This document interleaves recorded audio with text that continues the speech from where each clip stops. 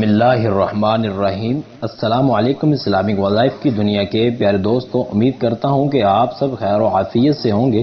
اللہ پاک آپ سب کو خیر و عافیت سے رکھے۔ ناظرین، آج کی ہماری ویڈیو جو لوگ قرض کی وجہ سے پریشان ہیں، تنگ حال ہیں اور اتنی دیر کا قرض ادا نہیں کر سکے، نہ ہی وہ اس قرض کی وجہ سے گھر سے باہر نکل سکتے ہیں، تو ناظرین آج ہم ایک ہی دعا سے اپنے قرض کو دور کریں گے۔ تو ناظرین، اس کے ساتھ ہی میں ایک واقعہ آپ کے ساتھ شیئر کروں گا، تو پھر میں آپ کو ایک دعا بتلاؤں گا، تو وہ دعا آپ پڑھیں گے تو انشاءاللہ آپ کا تمام قرض دور ہو جائے گا۔ ایک شخص مسجد میں بیٹھا گر گڑا کر رو رہا تھا۔ اسی دوران ایک بزرگ آتے ہیں اور پوچھتے ہیں، ارے بھائی کیا ہوا؟ وہ شخص رو کر فرماتا ہے، مجھ پر اتنا قرض ہے کہ اگر میں اپنا گھر بار مکان اپنی جائیداد بیچ ڈالوں تو پھر بھی میں ادا نہیں کر سکتا۔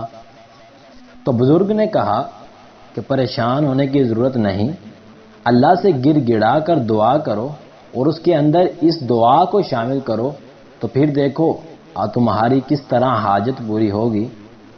تو اس شخص نے اسی طرح دعا کی اور اس کے اندر اس نے اس دعا کو شامل کیا، تو وہ کہتا ہے کہ مجھے کچھ دنوں کے بعد ہی میری کایا پلٹ گئی اور اللہ تعالیٰ نے میرا سارا قرض ہی دور کر دیا اور مجھے اتنا مال دیا کہ میں اتنا صحیح پہلے نہیں تھا جتنا کہ میں اب ہو گیا ہوں۔ تو ناظرین، وہ کون سی دعا ہے؟ وہ ایک چھوٹی سی دعا ہے، اگر آپ اسے بھی پڑھیں گے تو انشاءاللہ آپ کی ہر حاجت پوری ہوگی۔ آپ نے اسے پڑھنا کس طرح ہے؟ اس کے شروع اور آخر میں آپ نے درود شریف لازمی پڑھنا ہے اور آپ نے اس دعا کو اپنی دعا کے اندر شریک کرنا ہے۔ دعا مانگنے کا صحیح طریقہ نماز کے بعد ہے۔ نماز کے بعد آپ اللہ کے حضور دعا کریں اور اس کے اندر اس دعا کو بار بار پڑھیں۔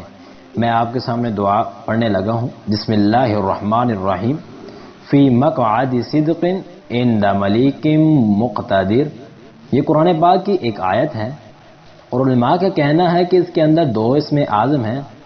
اگر ہم اللہ کے ناموں کو پکاریں گے تو انشاءاللہ وہ آپ کو وہ بھی چیز عطا کرے گا جو آپ کو پہلے کبھی نہیں ملی۔